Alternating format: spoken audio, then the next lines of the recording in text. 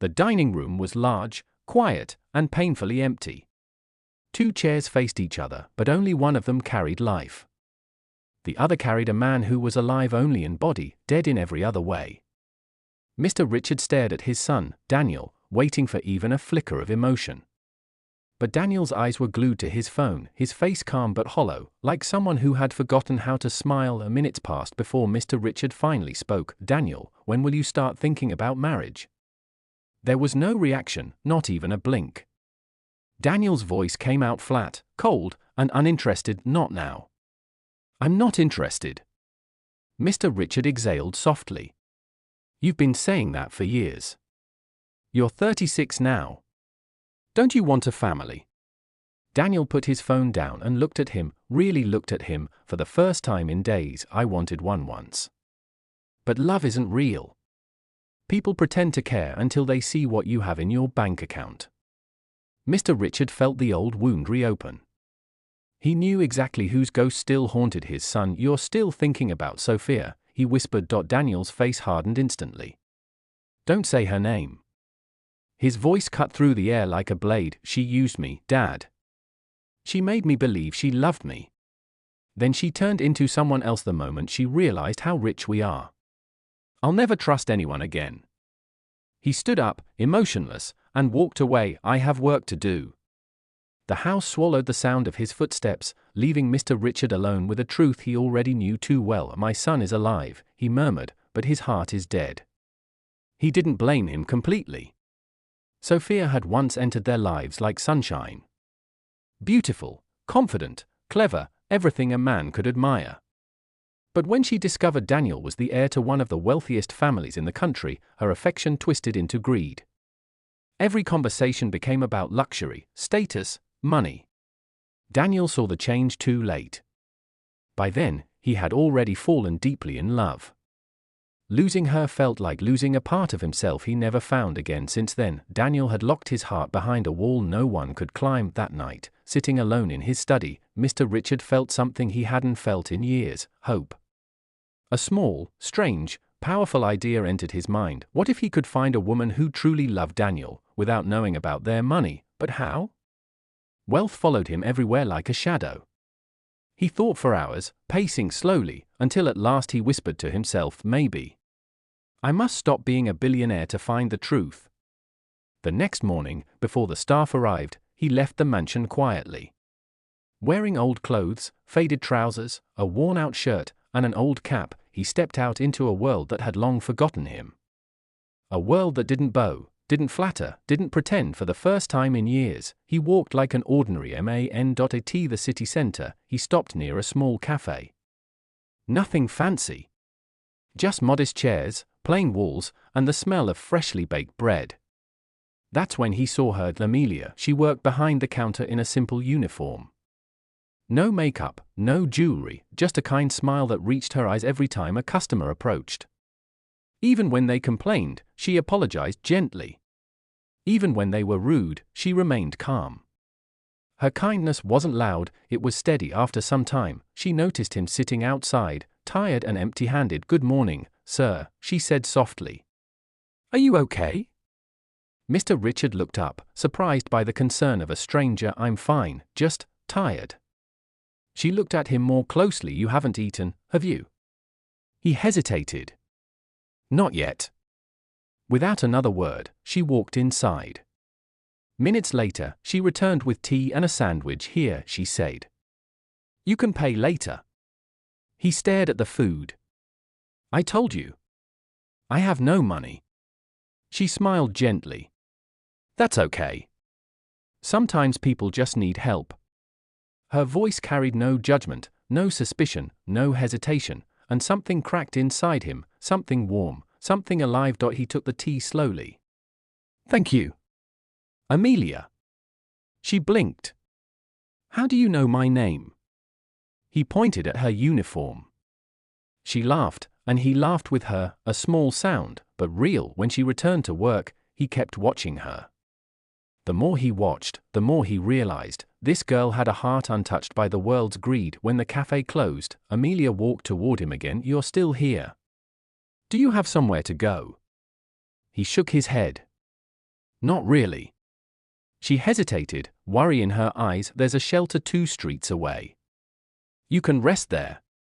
He smiled. You've done enough already. She nodded and left. But that night, as he walked home, he couldn't stop thinking about her, her kindness, her simplicity, her compassion. Maybe good people still exist, he thought. The next day, fate brought them together again. This time, she found him sitting alone in the cold evening, tired and older than the day before. You can't stay here, she said firmly. Come with me. He resisted, embarrassed. But she insisted. My place isn't much, she said softly, but it's warm. Her apartment was small, but clean. Quiet, but peaceful. She made him tea and simple food. He watched her move around, her actions gentle, her words sincere. You have a rare heart, Amelia, he said quietly. She smiled. My mother taught me never to close the door on kindness. They talked for hours. She told him her parents died when she was young. She worked at the cafe to survive. She still hoped to go back to school one day. She struggled, but never complained. You don't even know me, he said. You don't look dangerous, she replied. Just tired. That night, he realized the truth. She is the one. She is the woman who can heal my son. He just didn't know how to bring their lives together, but destiny was already working faster than he expected. Back home, Daniel noticed his father's absence the night before. When Mr. Richard finally came back, Daniel laughed for the first time in years, assuming his father had met a woman. He joked, teased, smiled, and for the first time, joy entered their home again. The next day, Amelia returned from work only to be confronted by her boyfriend, Jack, a man consumed by jealousy, insecurity, and greed. He accused her of bringing an old man into her home, twisting her kindness into something ugly. She defended herself, but he chose cruelty. He called her naive. He called her foolish. He called her a liar. Finally, Amelia broke. You've used me, insulted me, and broken me again and again. I'm done. Jack's anger snapped. His pride couldn't accept rejection. You think you can talk back to me? Before she could move, here the story continues toward the climax depending on your next instructions, but I'll conclude this segment as a narrator. And at that moment, something happened that would change everything, for Amelia, for Mr. Richard, and for the man whose heart had forgotten how to feel. Their lives were about to collide in a way none of them expected. The truth, the danger, the love, it was all just beginning.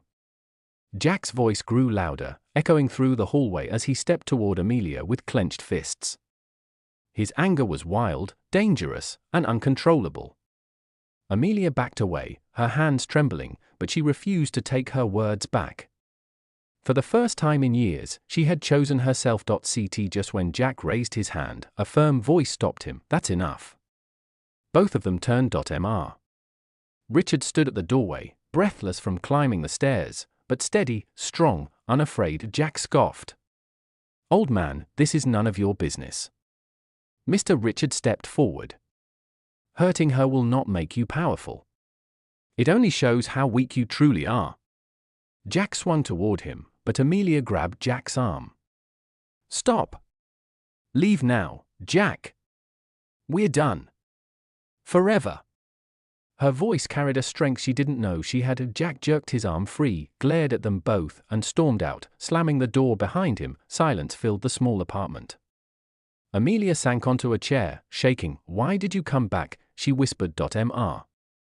Richard sat opposite her. Because kindness like yours should never be punished.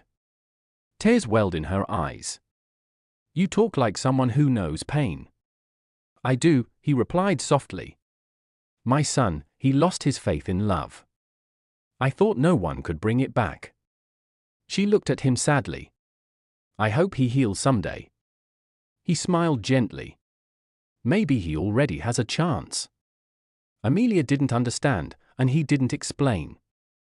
Not yet. The following day, Mr. Richard invited her for a walk. They reached the gates of a massive mansion, far bigger than anything Amelia had ever seen. She froze. Why are we here? She asked. Richard inhaled deeply. Because I haven't been honest with you. The gates opened. Staff members bowed. Luxury surrounded them like another world. I'm not a poor man, he said quietly. I'm Richard Howard, and this is my home. Amelia staggered back in shock. You lied to me. I hid my identity, he corrected gently, because I needed to know if true kindness still exists. The front door opened, and Daniel stepped out. Their eyes met, Amelia's filled with confusion, Daniel's with unexpected softness. Mr. Richard placed a hand on Daniel's shoulder. Son, this is the woman who reminded me what real goodness looks like. Daniel approached her slowly. No one has done that for us in a long time. Amelia looked at them both, hurt, hopeful, uncertain, but then Daniel extended his hand. Let's start with honesty. My name is Daniel, and I'd like to know you. For the first time in years, something warm returned to his voice, and for the first time in her life, Amelia felt seen. The story didn't begin with love. It began with kindness, and that was enough.